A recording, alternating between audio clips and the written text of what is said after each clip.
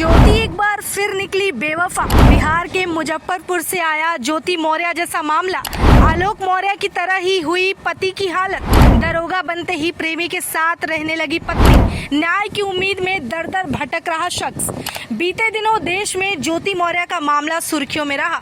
वहीं ज्योति मौर्य के उठाए गए कदम का असर समाज के कई लोगों पर पड़ा है।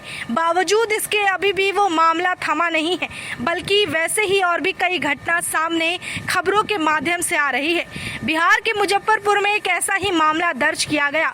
बिहार के मुजफ्फरपुर के प्रियरंजन नाम के शख्स ने आरोप लगाया है कि उसने जमीन बेचकर अपनी पत्नी को पढ़ाया, लेकिन पत्नी अब धोखा दे रही है। पत्नी को प्रियरंजन ने काफी कड़ी मेहनत करके घर की संपत्ति तक गिरवी रखकर और बेचकर दरोगा बनाया और बाद में पत्नी उससे अलग हो गई और प्रेमी के साथ रहने लगी।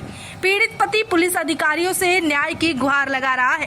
दरअसल पति ने पत्नी को पढ़ा लिखा कर पुलिस अधिकारी तो बना दिया, लेकिन आखिर में पति के हाथ बस लगी पत्नी की बेवफाई।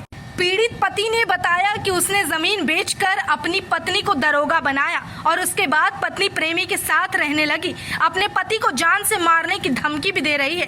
प्रियरंजन ने बताया कि वाकई हैरान करने वाली बात यह है कि मेरी पत्नी का नाम भी ज्योति है। आगे पीड़ित पति प्रियरंजन बताते हैं कि वो 9वीं क्लास से ही ज्योति से प्यार करते थे। परिवार के खिलाफ जाकर उन्होंने घर से भागकर गुड़गांव में ज्योति से लव मैरिज कर ली थी।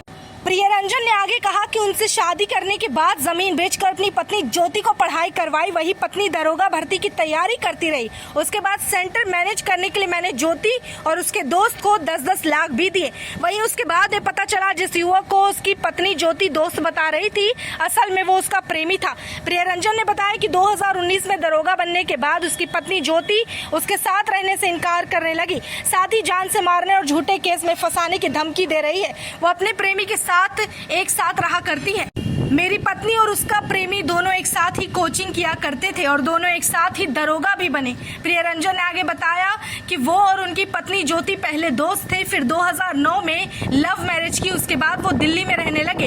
रंजन यानी कि पति स्टेट कंपनी में काम किया करता है, जबकि पत्नी ज्योति एक निजी बैंक में नौकरी करती थी। तभी प्रियरंजन ने कहा कि 2012 में ज्योति ने बीपीएससी की तैयारी शुरू कर दी और गुड़गांव में कोचिंग करने लगी। दोनों का एक बेटा है जिसका नाम रेयांश भी है। इस वक्त लाचार और बेबस प्रियरंजन न्याय की उम्मीद कर रहा है और प्रशासन से लगातार गुहार लगा रहा है।